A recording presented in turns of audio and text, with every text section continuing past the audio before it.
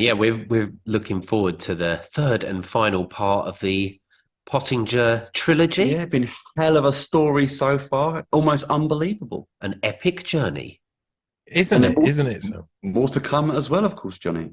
Yeah. We'll talk about that another time, though, shan't we? It's not. We don't want to either scare people too much or whatnot. I'm talking about the people involved, because the fact is, this is going to be an adventure today. We are continuing on the adventure, and for people who may have decided not to have watched the first two or read the first two articles, because maybe this is the one that everybody's sharing or whatnot, you should know where we are, because John Stanley Pottinger, who was born in around 1940, I think, had been brought up by a man who was a Mason, 32nd or 33 degree, because he was Scottish Rite, Bohemian Grover, an insurance man, Dayton City Commissioner, and eventually him and his brother would take certain positions. His brother would fake his own disappearance as he run off and trafficked a babysitter across state lines to have sex with her illegally. And Pottinger would go off to Harvard and forge his own career.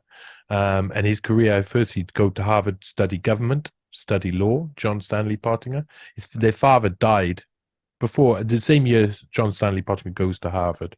He first studies government, then he studies law, then he leaves in about 1964, 1965, joins Broad, Curry and Schultz or something like that, I think it's called, law practice, tries one case and then gets picked up by the Nixon administration. 1969, he goes in as an advisor for the Department of Health, Education and Welfare. In 1970, he's put as a head of the Office for Director of Civil Rights, or Office for Civil Rights. It's about desegregation. It's like got a remit, I believe, under the Justice Department, even though it's working out of the Health, Education and Welfare section of the government.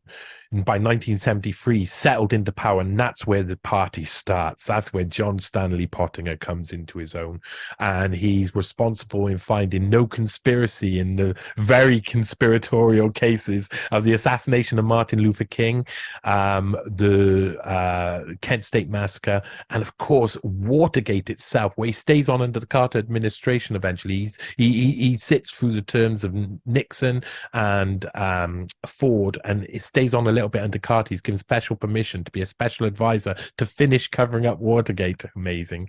And that'll come up again in this article today as well.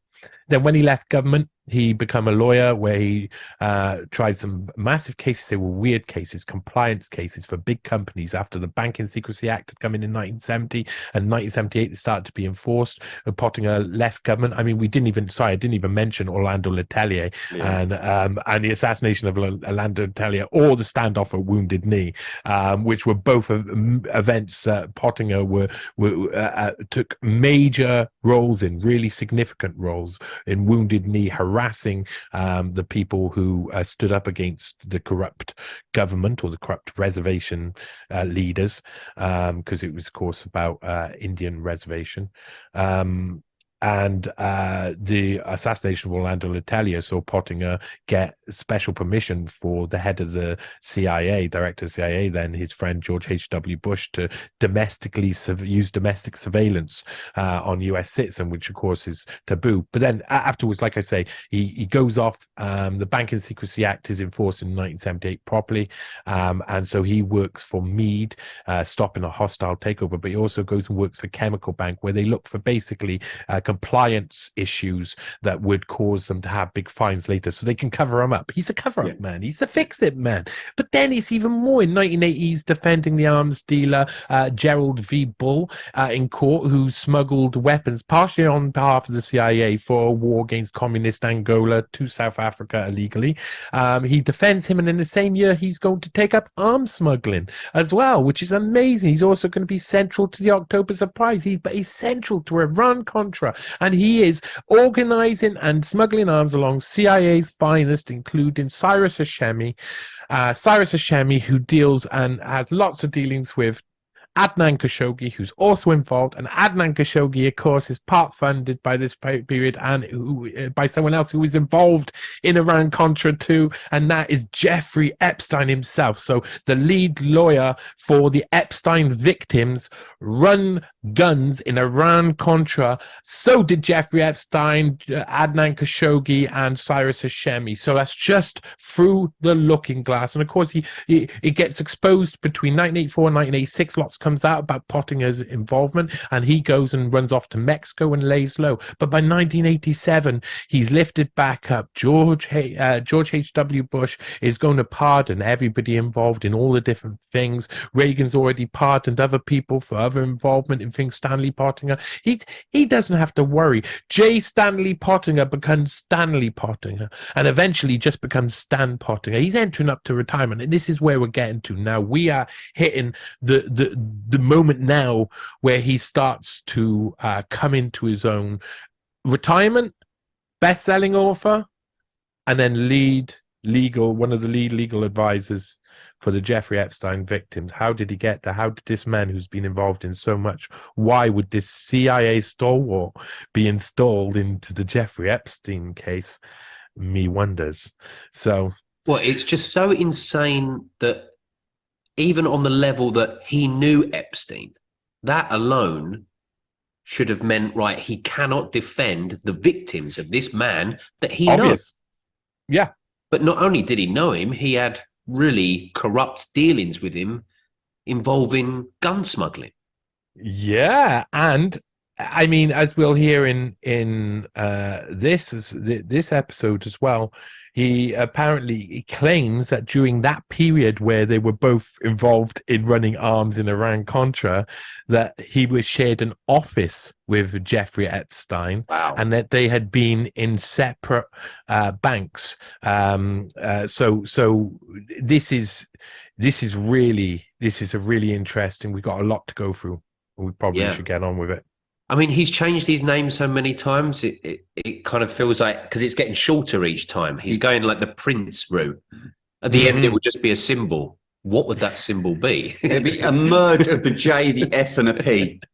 All together. And if you do that, then you just get the $sign probably, and that is about right. The almighty dollar. Stan is an all-American man. If the all-American dream is some horrific Kissinger-Nixonian nightmare from the late 60s, early 70s, he's living this dream that's weird. It's a weird morphed version of the American dream. And you could tell that the previous dreams of what America could be and would be that happened before World War II weren't so mixed with fascist ideology and the Nazis that they had brought in and the communists that they had projected of trying to destroy, but then had incorporated part of Leninist propaganda into their own systems. So I mean, this is what we see in Stanley Pottinger. I think is this like indulgent, dark, post-war version of the American dream, personified by a man who is one of the fix-it guys. There's not many around who are at that level. I tell people there's a handful. Epstein was one of them. He could fix it for you. Pottinger was one of them. He could fix it for you. Hunter Jimmy Biden Savile was one. Yeah. He could fix it for you. But Jimmy Savile could fix it on actual higher levels. He had connections all over the place as well, didn't he? So, I mean, that's probably became a joke. Maybe that's even what made Jim will fix it come up, because he got such a name as a fixer. But these people, what makes them different than everybody else? Confidence. Just confidence. That's all. Stan the man thinks he's the best thing since Winston Wolfe, and in his job he might be.